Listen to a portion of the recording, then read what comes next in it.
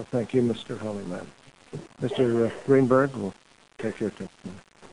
Mr. Chairman, Senator Leahy, I must say I stand in awe of anyone, to paraphrase Sony, who has the mere capacity to make the Register of Copyrights blush. I do that with regularity. IEEE-USA advances the public good and promotes the careers and public policy interests of more than 225,000 technology professionals who are its U.S. members. I should add that I also have a personal interest in this bill. I am not only an intellectual property lawyer, but also a software engineer who created the Wizardry series and other computer games. We engineers are on the front line of the copyright system. We create copyrighted content as well as the technology to create and deliver that content.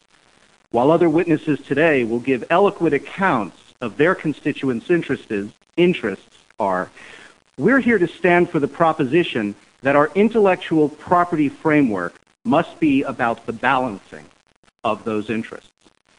We have significant concern that neither the status quo nor Senate 2560 as written adequately balances those interests today. This is why we've proposed a substitute that should achieve the aims of the bill's supporters while maintaining that balance. We are mindful that new technologies may be misused to infringe a copyrighted work, and some will promote that to their own benefit. At the same time, we are concerned that the Copyright Act must not be changed in ways that would inhibit research and novel technologies before their social value can be fully demonstrated. IEEE-USA believes that copyright owners must not be permitted to restrict the sale of technology having non-infringing uses unless the seller has independently and actively induced a copyright infringement. In Senate 2560 as introduced, the proposed definition of intentional inducement represents a significant and perhaps unbalanced departure from standard secondary liability principles. It creates a practical uncertainty over the law's scope and application that may well chill innovation.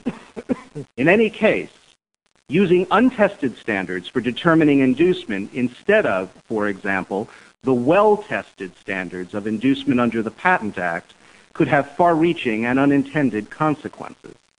Imagine a vendor who's sued by a content company after selling a technology known to have both an infringing and non-infringing uses. We find it difficult to imagine how, under Senate 2560 as drafted, the defendant could ever prevail in a motion to dismiss or summary judgment. It is unclear whether the court would have achieved the same result in the Sony case under this rule. For nascent technologies, such uncertainty is the practical equivalent of a rule barring innovation. Copyright inducement applies to all copyrighted works and all technologies, and not just to file sharing.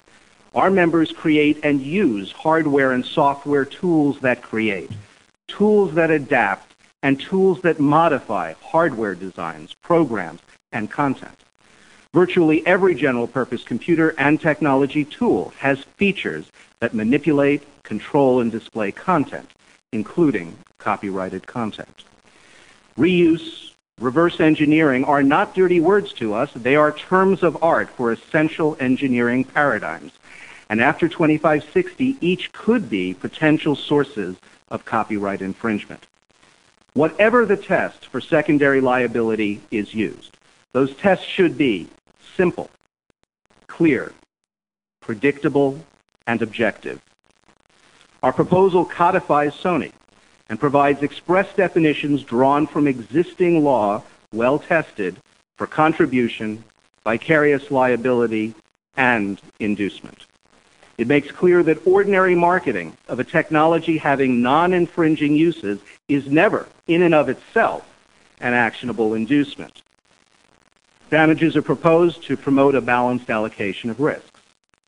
We offer our substitute proposal to illustrate how a more balanced framework has been achieved in the past and how this might be applied in the case of copyright. Even so, we recognize that this is a very difficult problem that requires careful and comprehensive deliberation before we step off into the new and untrodden ground. Mr. Chairman, you are the guardian and the architect of the balance that's built into the Copyright Act. Should you determine it needs rebuilding, we respectfully suggest that you measure twice and cut once. This is a very interesting hearing, is all I can say. That's great.